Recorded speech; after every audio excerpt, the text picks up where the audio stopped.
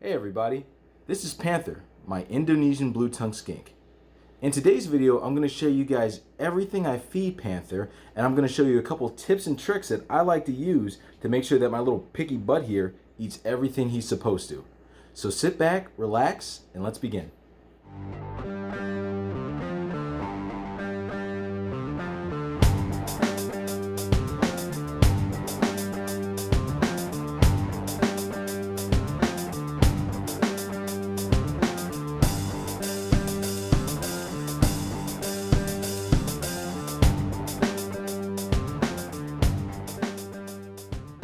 So before we begin, guys, I want to give a special shout out to TC Houston. This is not a how-to video per se. This video is just me showing you what I feed my blue tongue skink, but I use TC Houston as my guide on how I take care of my blue tongue. He's helped me ever since I brought Panther home from the Reptile Expo. And if you guys really want to know how to take care of a blue tongue skink in fine detail, go to his channel. It's Reptile Mountain TV. He's an awesome guy. He's the guy who started the Better Care Challenge, so everyone can take better care of their reptiles and give them the best lives possible. One thing I love about blue-tongued skinks is the wide variety of foods that they'll eat. Now, these creatures are omnivores, and that makes it really fun for feeding time.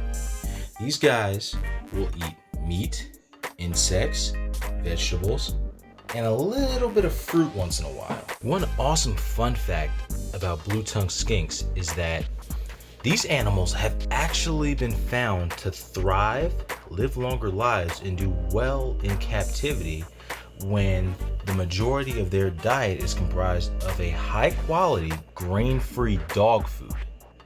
So he'll only eat about twice a week. With that being said, I make sure at least one of the meals that he gets during the week is a high-quality, grain-free dog food, with of course some nice leafy greens mixed in order to give him a balanced meal with all the nutrition that he requires for a healthy, long life. Although a lot of grain-free dog foods do contain some small amounts of vegetable matter, I like to mix in a little bit of ground up spring mix and maybe shred a little carrot to go along with my blue tongue's meal. The rest of the week is where treat time comes in. So that's the time where I'll offer my blue tongue skink a little bit of fruit here and there. Now, fruit should only comprise of about 10% of the animal's total diet. So I'll give him 1 or 2 blueberries a week, or I'll give him 1 or 2 blackberries a week, or maybe a slice of banana or a piece of apple, just as a nice little treat and to add variety to his diet.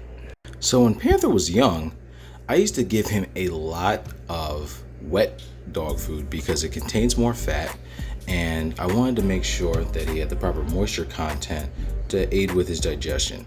Now that he's gotten older, I try to watch his weight a little bit more. So with that being said, I'll feed him the dry dog food, the kibble, so that way I'm not giving him too much of a fatty meal when he eats his dog food. So with the wet dog food, I'll always mix in the veggies. With the dry dog food, not so much. Sometimes I'll shred a little bit of veggies on top, and sometimes I'll just give it straight. But one thing I will do, I'll wet the dog food a little bit, just so it'll be easier for this little guy to crunch down on and digest. Now that we've poured off the excess water, let's give this little guy his dinner that he's been waiting for so eagerly. Sometimes with the dry dog food, he doesn't really jump to it right away. So let's wait a moment and see what happens. Good, he's not trying to eat his bowl this time.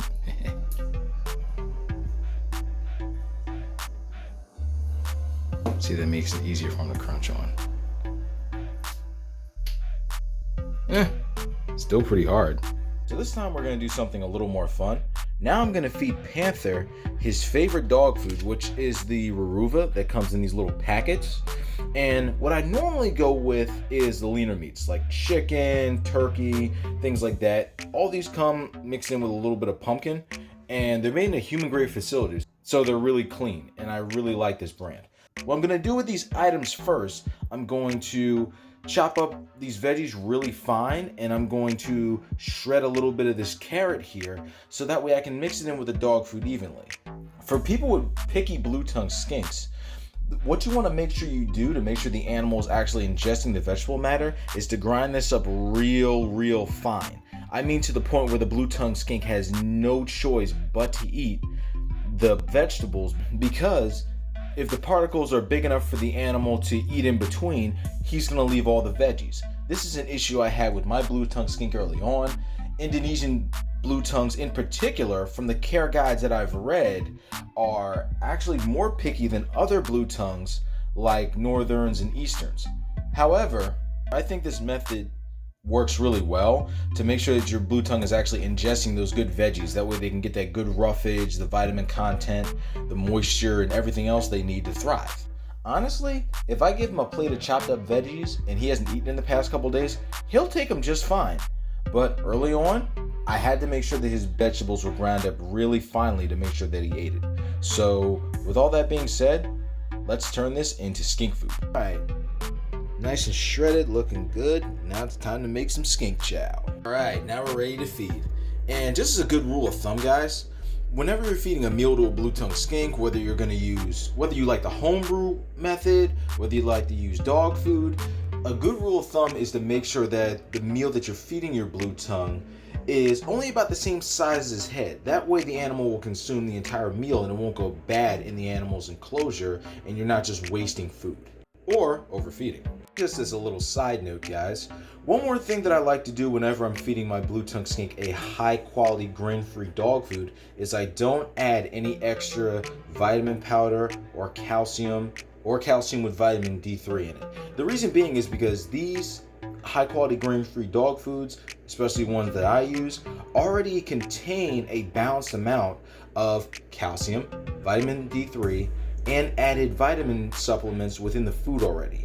Some vitamins are fat soluble, so you definitely don't want to overload your animal with too much of that. That can make them very sick.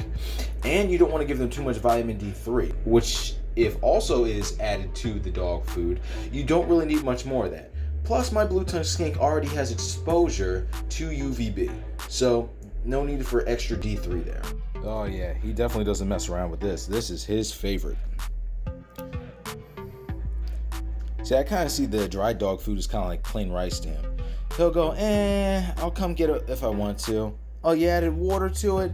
Okay, I might come to it a little bit faster. The minute he gets the wet dog food with everything mixed in, he goes straight for it.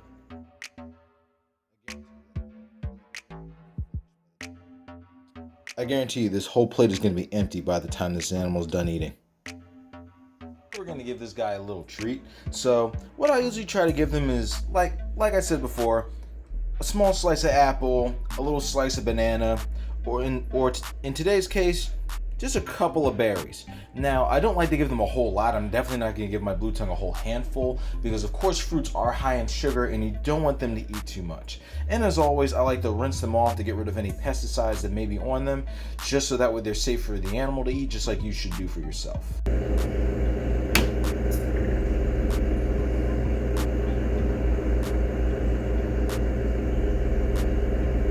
Another small tip I like to use to make sure your blue tongue gets the treat right away before they dry out is to break the berry right in front of them, so that way they can smell that delicious berry juice that is held within those little treats. Good boy. Yeah, one more, buddy. Good boy. All right. That's good for now. No more than that. Here's another food I really like to feed my reptiles. These are hornworms. So hornworms, also commonly called tomato worms, are actually a caterpillar of a moth known as a hawk moth. So these guys grow really quickly. They're full of moisture, which is really good if you have an animal that's dehydrated or something like that. And they're a very big target for larger animals, as this guy demonstrates why I like to use him. Here's the thing about my blue-tongued skink. His prey drive is kind of crazy. So there he goes, he got it on his own. So as I've said in previous video, guys, blue-tongued skinks have a really hard bite and you want to be careful. Well, what I like about feeding these hornworms is they're a very big prey item for him. So when I use my tongs, the added length of the hornworm along with the tongs keeps me nice and safe when it comes to trying to feed this guy live prey.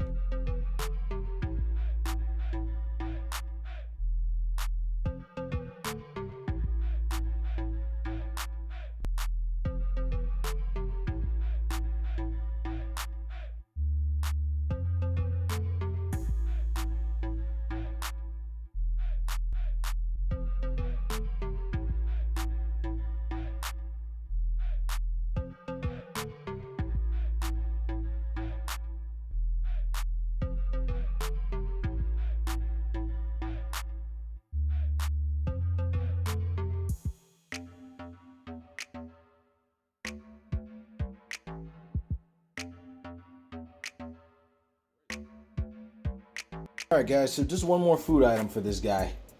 So, as you guys know, dubias are a great feeder insect. Now, this guy is going to get a couple dubias today. I already gave a couple to my geckos, so why not panther, right? Come on, bud. Take it. Take it. And that's the end of that dubia. Alright, buddy. You want another one? Want this? Good boy. Whoa. Good boy. Whoa, get it, get it. Get it before it gets away. Good boy. Yeah, dubias are super high in nutrition, so it's one of my favorite insects to feed panther. Granted, he always gets his dog food once a week, but if I'm going to feed him an insect as a treat, I want high nutrition. I want to make sure that this guy's not going to be deficient in anything that he needs to have a nice, healthy life. So, whoa. Buddy, did you get the dubia? Good, you got the dubia. Okay, now spit that wood out, please. Thank you. Woo, good. Come over here. I'm not sticking my hands in here always like this. Whoa. Come here, bud. Get it. Whoa, not the tongs, bud. Not the tongs. Alright, guys. Well, that's it for today. I hope you guys liked this feeding video as much as Panther did. After all those dubios, he's looking like a fat little sausage, aren't you, bud? So, guys, keep in mind, when I made this feeding video, I did not feed him all those food items in one day. That's way too much for one meal for a blue-tongued skink. It actually took me a couple weeks to make this video and to get all of the food items together to show you guys. So guys, keep in mind, an adult blue-tongued skink is only supposed to eat once or twice a week. I do one full meal a week, and I do treats and different things for variety throughout the week. So I hope you guys enjoyed. Don't forget to like and subscribe. Peace.